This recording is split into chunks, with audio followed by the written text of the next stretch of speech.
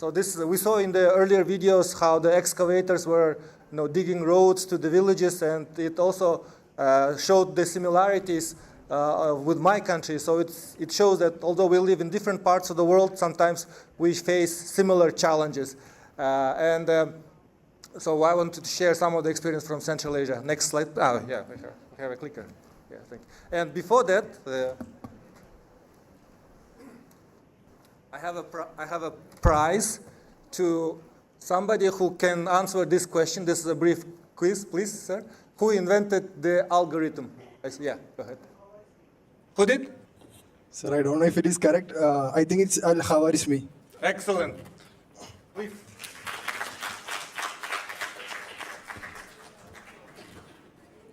This is actually the very first time I ask this question often, and the first time I got the correct response. And the reason I wanted to bring up this quiz question is that also the theme of our two-day event is on algorithms, AI, and the word that the buzzword algorithm actually comes from around this region. There was a scholar, Muhammad al-Khwarizmi, who lived in the area near Central Asia in a town called Khwarezm. And because of that, his name became Al-Khwarizmi. And he was one of the greatest mathematicians. And now we have this word, algorithm, that kind of became everyday word for us. So briefly, I wanted to mention that the Global Digital Inclusion Partnership and the Project Women in Digital Economy Fund are working on closing the gender digital divide. Since we have very short time, I didn't want to take too much of your time, but it will be in the slides, which shows the acuteness of the problem across the globe. And the project, Women in Digital Economy Fund, identified 5 areas of where the significance of gender digital divide. I wanted to, in this presentation, to address one of the 5 core areas is the relevance of products and tools. And I think it could also be applied to the 5th area, the lack of data and insights. And briefly about the Women in Digital Economy Fund, I mentioned about it earlier. It's a fund that has been set up by Bill and Gates Melinda Foundation, USAID, Reliance Foundation, other donors. It's a fund of more than $80 million that provides support for initiatives in terms of grants, in terms of technical assistance, for initiatives that will help narrow the gender digital divide by 2030. And speaking of the challenges that our kind of part of the world is facing, this part of the world is called sometimes the third pole. In addition to Arctic and the Antarctic, it's the greatest reserve of fresh water outside of those areas. And because of the climate change, these ice caps are melting quickly. And to see, but unfortunately we don't have the exact data and insights how quickly the climate change is happening and how it's impacting the lives of rural communities. And earlier in Ken's presentation, maybe you heard about IoT LoRaWAN, the technology that we think and we hope could help rural communities have access to data, climate data, which is very relevant and pertaining to them.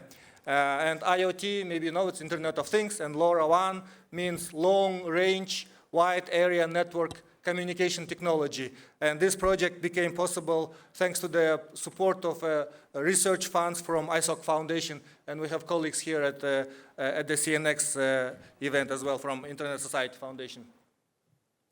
So quickly, how we are using this technology.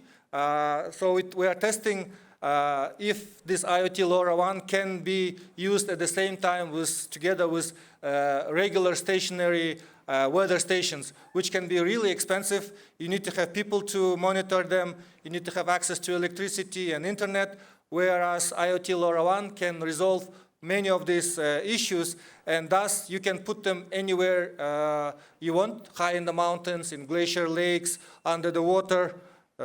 Is it?